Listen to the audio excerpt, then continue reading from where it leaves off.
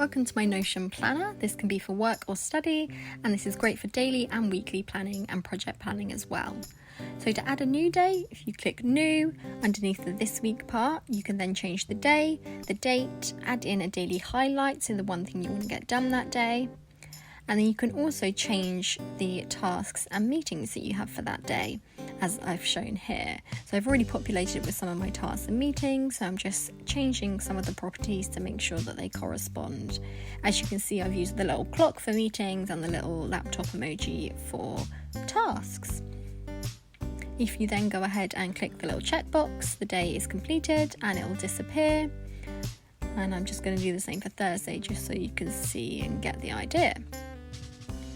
If you go to All under this week, you'll be able to see all the days, including those that you have completed.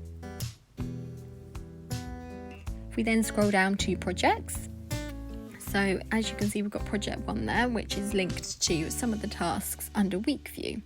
So I'm just adding in an empty task, so this is a task not linked to a project currently.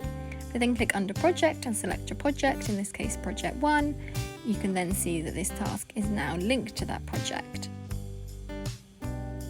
You can change the day that you want to complete it on, the priority, and also the date that it is due. And you can also add a link if there's any kind of necessary links useful for that task. So this is a recurring task, so you can set how often you want it to occur. Then you've got a normal task, which is just a basic task with one due date. We've then got tasks with subtasks. So if you've got a particularly large task, you can create a task with subtasks to add in smaller tasks within that kind of bigger overarching task.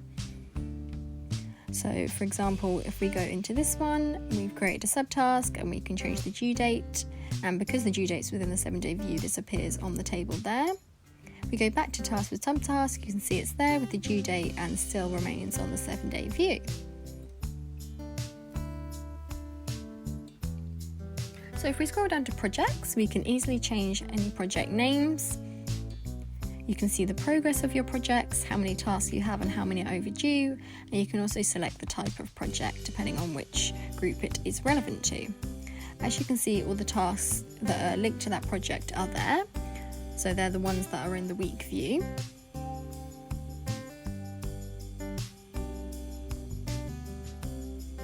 So if we go back into this project, we can move the tasks around depending on if we still need to start them or if we're doing them. If they're done, we can click the little checkbox and the task will be completed. And as you can see, the progress bar will also go up. So it's currently at 14, but if we complete the task, it goes up to 28.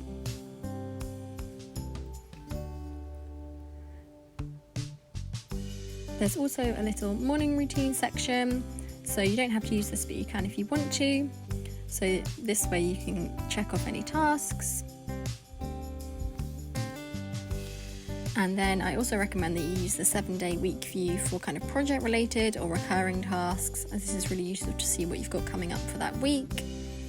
And then it's also useful to kind of review projects once a week, so you can prioritize different tasks and make sure that you're keeping up to date with them.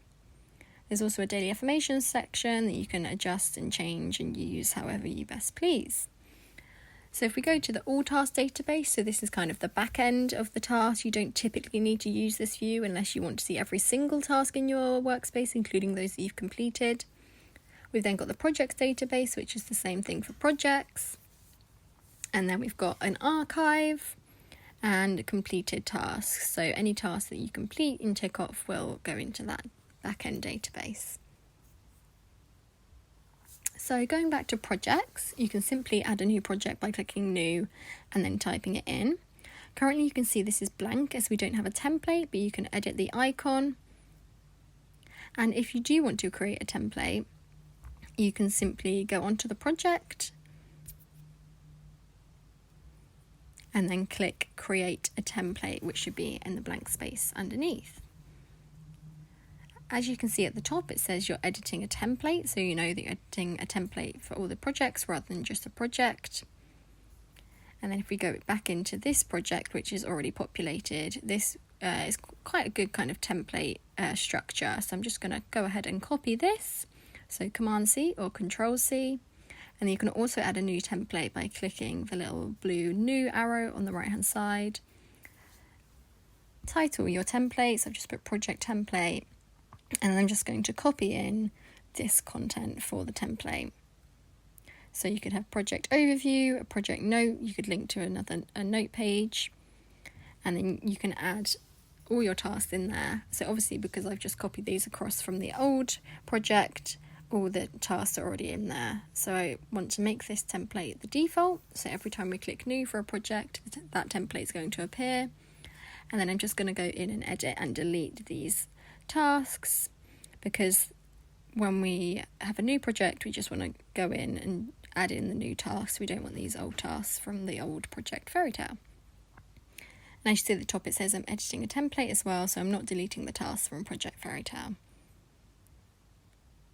If we go into projects, we can then see we've got both projects there, and the project template is also in that part of the planner. So this time, if we go for new and add a project, it says project template, as our new template is the template for projects. So I've just labelled that project Dinosaur, and as you can see, we've got the subtasks in there, and we've got the titles. So I realised that was kind of a whistle-stop tour to my work/study daily and weekly planner. So if you do have any questions, feel free to reach out on the Grace Wright social media or head to our website, gracepountney.com.